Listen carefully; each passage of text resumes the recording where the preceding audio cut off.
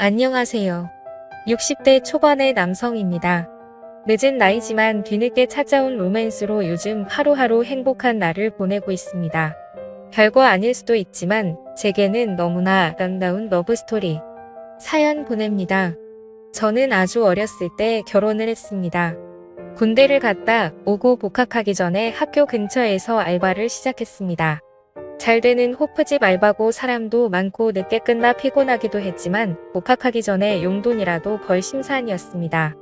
호프집 규모가 다소 컸기 때문에 아르바이트생도 몇 명 있었는데 그 중에 눈에 들어오던 여자가 있었습니다. 그렇게 예쁘게 생기지는 않았고 약간 통통했지만 힘든 일에도 불구하고 항상 웃음을 잃지 않는 여자였습니다. 처음에는 외모가 제 스타일이 아니라서 마음에 들지 않았는데 그녀의 밝은 성격과 해맑은 미소에 점점 마음을 빼앗겼고 저는 그녀를 좋아하기 시작했습니다. 처음에는 그냥 아르바이트 동료로 대화도 몇 마디 나누고 다른 동료들과 술자리에서 티 안 나게 그녀를 챙겨주면서 제 마음을 표현했습니다. 그러다 복학할 때가 되어 아르바이트를 그만두기 며칠 전 그녀에게 고백을 했고 그녀와 사귀게 되었습니다. 그녀와 사귀기 시작하자 그녀는 자신의 사정을 이야기했습니다. 아버지는 어렸을 때 돌아가시고 어머니랑 둘이 살았었는데 1년 전쯤에 암으로 하늘나라에 가셨다고 합니다. 어머니가 살아계셨을 때는 그래도 어머니가 대학교 등록금을 보태주셔서 아르바이트하며 용돈을 마련했는데 어머니가 돌아가시니 학교를 다닐 형편이 안 돼서 휴학 중이라고 하네요. 호프집 아르바이트를 해서 월세 내고 생활비 하면 남는 게 얼마 없지만 그래도 학교를 다니고 싶어서 차곡차곡 모으고 있다고 했습니다. 저희 집이 그렇게 잘 사는 건 아니지만 그래도 저는 부모님께서 학비와 용돈을 다 보태주시고 학교 근처에 자그마한 전세방까지 구해주셨는데 저랑 2살밖에 차이 안 나는 그녀의 사연이 너무나 가슴 아팠습니다. 저는 그녀의 월세라도 아끼고자 살림을 합치자고 제안했고 처음엔 거절하던 그녀도 몇 번의 제안에 결국 수락하고 동거를 시작했습니다. 동거를 하고 나자 그녀가 훨씬 더 좋아지기 시작했습니다. 그녀는 낮에는 식당에서 밤에는 호프집에서 힘든 아르바이트를 했지만 자기보다는 저를 먼저 생각해 주었습니다. 제가 공부하느라 힘들다며 바쁜 와중에도 맛있는 요리도 해주고 깔끔한 성격이라 정리정돈도 잘해서 집안은 늘 깨끗했습니다. 20대의 열정적인 남녀인지라 서로 시도 때도 없이 만나서 데이트를 즐겼습니다. 저는 군대 가기 전에 몇 번의 연애를 한 경험이 있었는데 그녀는 제가 처음 만난 연애 상대였습니다. 그렇게 몇 달을 행복한 시간을 보내다 우리에게 시련이 왔습니다. 어느 날 혼자서 끙끙 앓던 그녀는 울면서 저에게 임신인 것 같다며 고민을 털어놨고 테스트기를 사서 확인한 결과 임신이었습니다. 그 당시 저도 어렸고 아직 졸업을 하려면 1년 이상 남은 때라서 눈앞이 캄캄했습니다. 그러면 안 됐었는데 임신 사실을 알게 되었을 때 제 표정이 너무 심각했나 봅니다. 그녀는 저의 모습에 너무나 슬퍼했고 다음 날 수술을 한다고 하더군요. 그녀의 입에서 수술이란 단어가 나오자 그때서야 정신이 들었고 제가 어떻게 해서든 방법을 구해볼 테니 수술은 절대 하지 말고 기다려 달라고 했습니다. 저의 진심 어린 사과에 그녀도 마음이 풀렸는지 행복한 미소를 보였고 갑자기 딸기가 먹고 싶다 해서 딸기를 사와 같이 먹었습니다. 며칠간 고민을 하다가 어쩔 수 없이 부모님께 사실대로 말씀드렸어요. 저희 부모님도 처음에는 노발대발 하시더니 다른 집 귀중한 자식에게 몸에 칼을 댈 수 없고 수술을 하는 건 살인과도 같다며 우선 그녀와 함께 집에 오라고 했습니다. 부모님께 심한 꾸중을 들을 거라는 예상과는 달리 부모님은 그녀에게 우리 아가 하며 정말 잘해주셨고 부모님의 도움을 받아 좀 더 큰 곳으로 집을 옮기고 무사히 출산을 할 수 있었습니다. 너무나도 예쁜 딸이 우리에게 찾아왔고 나이도 어리고 서툴렀지만 딸을 키우며 행복한 시간을 보냈습니다. 아내는 임신하고 출산하고 하느라 본인도 힘들었을 텐데 항상 제가 공부를 할 수 있게 배려해 주었고 저는 딸이 돌이 될 때쯤 남들도 부러워할 대기업에 취직을 했습니다. 딸도 건강하게 잘 자랐고 아이가 초등학생이 되어 손이 덜 가게 되자 아내는 출산과 육아로 포기했던 학업을 다시 하기를 바랐고 방통대에 진학하여 학업도 병행했습니다. 집안일, 육아, 학업 모두 열심히 하는 아내가 정말 사랑스러웠고 졸업을 1년 남긴 어느 날이었습니다. 아내의 안색이 좋지 않아서 걱정을 했지만 많은 일들을 하느라 힘이 들어서 그런 줄 알았는데 혹시나 하는 건강검진의 아내는 유방암 3기를 진단받았습니다. 정말 천사 같고 열심히 살았던 아내였는데 왜 이런 일이 생겼는지 하늘이 원망스러웠습니다. 아내는 수술 방사선 치료 항암 치료를 잘 견뎌내고 그 와중에 방통대도 졸업했습니다. 하지만 졸업 후 아내의 상태가 급격히 안 좋아지더니 결국 하늘나라로 갔습니다. 저는 정말 죽고 싶은 심정이었고 한동안 페인으로 살았습니다. 그때는 딸도 제 눈에 들어오지 않았습니다. 그러길 몇 달 결국 저는 정신을 차렸고 어머니의 도움을 받아 아이를 키우면서 일에만 몰두하며 지냈습니다. 아이가 고등학생이 되었을 때 회사에 사직서를 제출하고 작지만 제 회사를 차렸습니다. 그때부터 제 머릿속에는 딸과 회사밖에 없었습니다. 그렇게 10여 년이 흘렀고 회사는 안정 수준으로 괜찮은 수익이 났고 딸도 좋은 배필을 만나서 결혼을 했습니다. 딸이 결혼하고 나니 갑자기 공허해졌습니다. 딸이 시집가기 전에는 같이 살았었는데 시집가고도 자주 찾아오기는 하지만 퇴근 후 혼자 집에 들어갈 때는 정말 외로움에 사무쳤습니다. 주위에서 돌싱들을 소개해줘서 만나기도 했는데 예쁘고 괜찮은 분들도 있었고 저를 마음에 들어 하는 분들도 있었지만 결국에는 제가 마음을 접게 되더군요. 그렇게 1년 정도가 흘렀을 때 마음을 가다듬고자 혼자 제주도 여행을 갔습니다. 제주도를 향하는 비행기 옆 좌석에 40대 중반으로 보이는 아름다운 여성분이 있었습니다. 왠지 어두운 표정의 그녀였지만 너무나 예쁘고 향수 냄새는 아닌데 정말 향기로운 냄새가 났습니다. 저는 옆 좌석에 앉아있다는 것만으로도 심장이 두근거렸고 첫눈에 반한다는 게 이런 건가 생각했습니다. 하지만 나이 차이도 많이 나는 것 같고 비행기에서 처음 봤는데 말을 걸거나 하면 이상한 사람으로 생각할까봐 그러지도 못했습니다. 제주도에 도착하는 1시간이 너무나 짧게만 느껴졌습니다. 공항을 빠져나올 때 앞에 있는 그녀를 붙잡을까 수없이 망설였지만 결국은 그럴 수 없었습니다. 그냥 짧은 설렘으로 끝낼 수밖에 없었습니다. 혼자 렌트카를 타고 제주도를 여행하기 시작했습니다. 계획을 전혀 짜지 않고 온 여행이라 바닷가를 끼고 도로를 따라가다 괜찮은 카페나 식당에 있으면 들어갔습니다. 처음 도착한 곳이 함덕해변이었는데 오랜만에 바다를 보니 너무나도 좋았습니다. 카페에 앉아 바다를 보는 것만으로도 힐링이 되었습니다. 근처에 숙소를 잡고 추천하는 레스토랑에 가서 혼자 저녁을 먹으며 와인을 한잔 했습니다. 너무나 만족한 식사를 하고 숙소에 와서 쉬는데 혼자 여행이 좋기는 했지만 외롭기는 했습니다. 다음날 전날 갔던 카페에 커피 맛이 생각나 다시 찾았습니다. 아침이라 사람이 많이 없었고 창가에서 바다를 보며 혼자 앉아있는 여자분이 있었습니다. 그 여자분이 고개를 잠시 돌렸을 때 그녀가 비행기에서 제 마음을 설레게 했던 그녀라는 걸 알게 되었고 제 심장은 두근거리기 시작했습니다.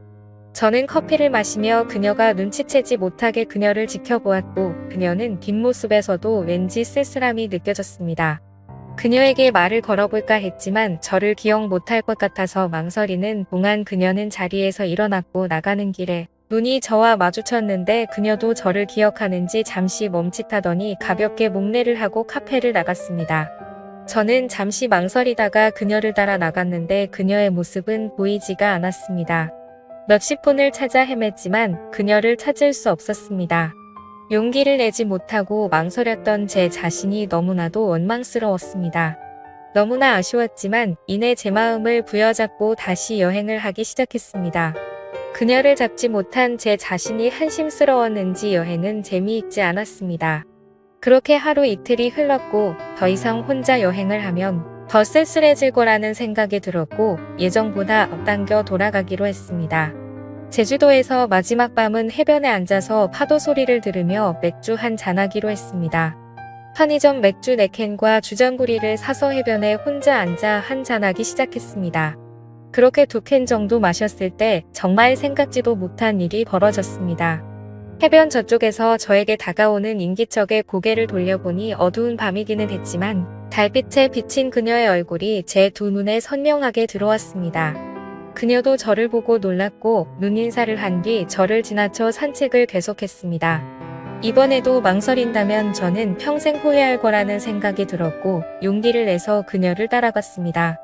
이야기 좀 나누고 싶다는 제 말에 조금 망설이기는 했지만 바닷가에 앉아 맥주 한잔하기로 했습니다. 다소 어색하기도 했고 중간중간 말이 끊기기도 했지만 저희는 이런저런 이야기를 했습니다. 그녀는 가끔씩 환하게 웃기도 했는데 그녀의 활짝 웃는 미소는 너무나도 가슴 설렜습니다. 그렇게 이야기를 주고받으며 맥주를 다 마시고 그녀의 숙소 앞까지 바래다 주었습니다. 그녀는 저에게 감사하다며 남은 여행 잘하시라고 들어가려는 순간 저는 용기를 냈습니다. 괜찮으시면 남은 여행을 같이 하면 어떻겠냐고. 저도 혼자 여행도 좋기는 하지만 같이 여행을 해보고 싶다고 했습니다. 그녀는 난처한 표정이었지만 이내 알았다며 다음날 만나서 같이 여행하기로 약속을 했습니다. 다음날 그녀를 데리러 가며 혹시나 마음이 바뀌어 안 나오면 어떻게 하지 했으나 그녀는 약속 장소에서 환한 미소로 저를 반겨주었고 저희는 함께 여행을 시작했습니다. 아름다운 그녀와 같이 여행을 하니 너무나 즐거웠고 행복했습니다. 함께 보는 바다는 너무나 반짝였고 함께 마시는 커피는 너무나 향기로웠고 함께 먹는 요리는 너무나 달콤했습니다. 저희는 같은 숙소에 따로 방을 잡고 근처 이자카야에 가서 이야기를 나누었습니다. 같이 여행을 해서 그런지 전날보다 많이 가까운 느낌이었고 그녀는 저의 인생에 대해 궁금해하길래 결혼해서부터 아내와의 슬픈 이야기, 딸아이가 결혼하고 너무나 잘 살고 있지만 외로움에 하루하루 힘든 이야기를 했습니다. 그러면서 제 명함을 그녀에게 건넸고 그녀는 그날 본인의 이야기는 많이 하지 않은 채 제 이야기를 너무나 잘 들어주었습니다. 다음 날도 함께 여행을 했습니다. 수목원에 가서 같이 산책도 하고 바닷가를 거닐기도 하고 이제 조금 가까워졌는지 장난도 치고 정말 행복한 시간을 보냈습니다. 저녁 노을을 배경으로 바닷가를 산책할 때는 가볍게 손을 잡기도 했습니다. 숙소를 잡고 숙소 앞 분위기 좋은 와인바에 가서 와인을 마시며 대화를 했습니다. 그녀는 술이 조금 취했는지 아니면 제가 편해졌는지 본인의 이야기를 하기 시작했습니다. 그녀는 40대 초반이고 아들이 하나 있는 유부녀라고 했습니다. 그녀의 남편은 평소에는 너무나 자상하고 괜찮은 사람인데 술에 취하기만 하면 사람이 돌변한다고 했습니다. 처음에는 물건을 던지거나 가구를 망가뜨리는 선이었는데 몇 년 전부터 심해지더니 자신을 때리기도 하고 최근에는 아들한테까지 손을 대기 시작했대요. 몇 번이나 이혼을 하려고 했지만 그때마다 다시는 안 그러겠다고 무릎까지 꿇고 울고불고 매달리는 남편을 참아 내치기가 힘들었대요. 저런 아빠라도 아들에게 아빠가 있어야 한다고 생각해서 그동안 참고 살았대요. 그러다 몇 달 전 남편이 아들에게까지 손찌검을 했고 아들은 그 트라우마로 한동안 힘들어했대요. 지금은 아들도 많이 괜찮아졌지만 아빠를 너무나 무서워하고 있다고 하네요. 남편은 다시는 그러지 않겠다고 또 매달렸고 이번에는 정말 끝을 내야 할 것 같아 생각을 정리하고 싶어서 혼자 여행을 왔다고 했습니다. 예쁜 얼굴에 가끔씩 보이는 어두운 표정이 그것 때문인 걸 알게 되었어요. 저는 그녀의 어깨를 다독여주며 그녀를 위로해줬고 그녀는 서러움이 폭발했는지 제 품에 안겨 후 느껴 울기 시작했습니다. 그렇게 수십 분 그녀를 다독이고 그녀도 이제 좀 괜찮아졌는지 해변을 걷자길래 손을 잡고 해변을 걸었습니다. 그녀의 작고 가느다란 손을 잡고 아무 말 없이 해변을 걸었습니다. 그녀를 방 앞까지 데려다주고 돌아서는데 그녀가 제 손목을 붙잡았어요. 자연스레 그녀의 방에 들어가게 되었고 서로의 마음을 확인하고 저희는 그렇게 함께 시간을 보냈습니다. 이후 저는 그녀에게 앞으로의 여행도 함께 하기를 바랐고 그녀는 아무 말 없이 미소를 보였습니다. 다음날 아침 햇살에 눈을 떴는데 옆자리에 그녀가 없었습니다. 화장실에도 없는 것 같았고 아침 산책을 나갔는 줄 알았는데 그녀의 캐리어가 없다는 것을 알게 되었습니다. 화장대 위에 그녀가 쓰고 간 메모장이 있었는데 좋은 추억 만들어둬서 감사합니다. 행복한 여행과 인생 되시길 바라겠습니다.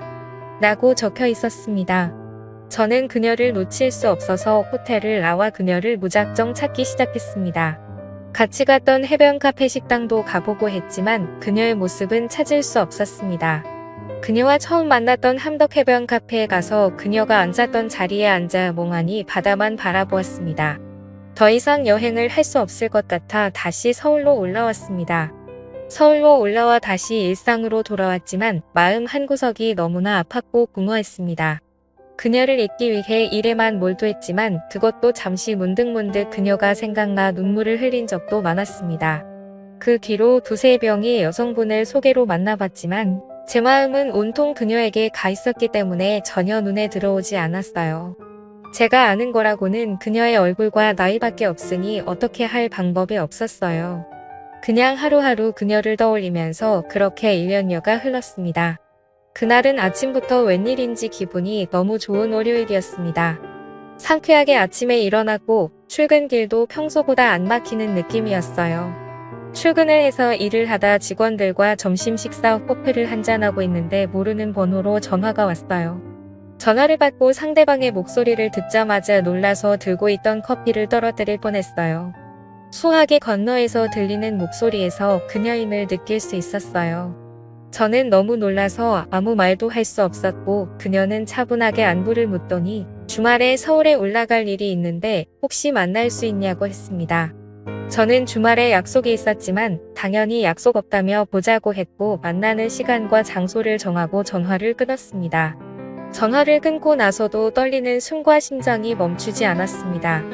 부하 직원들이 사장님 무슨 일 있냐고 걱정되듯 물어봤을 정도로 제 모습이 평소와는 달라 보였나 봅니다.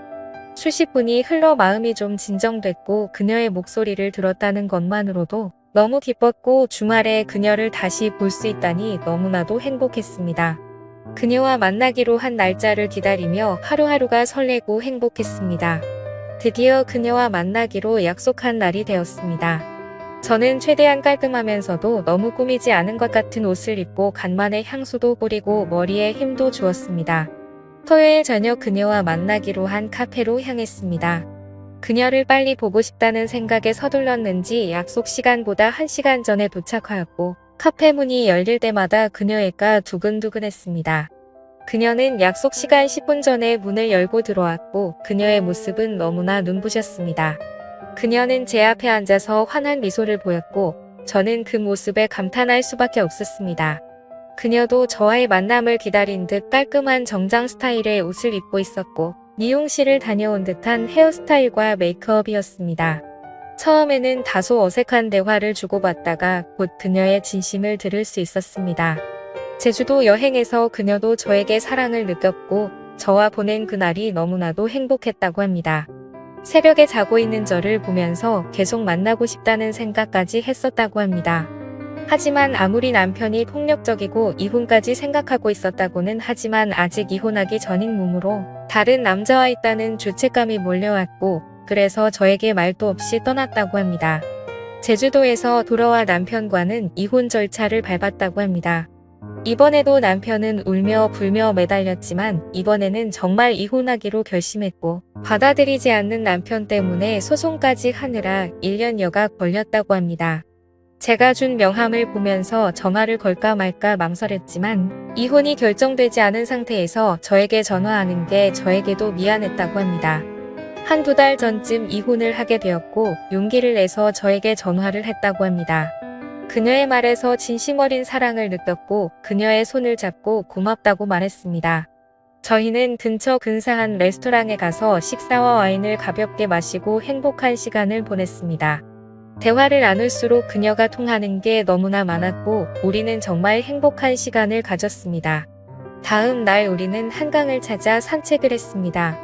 1년 전 제주도에서 해변을 같이 걸을 때처럼 손을 잡고 걸으며 너무나 행복한 시간을 보냈습니다.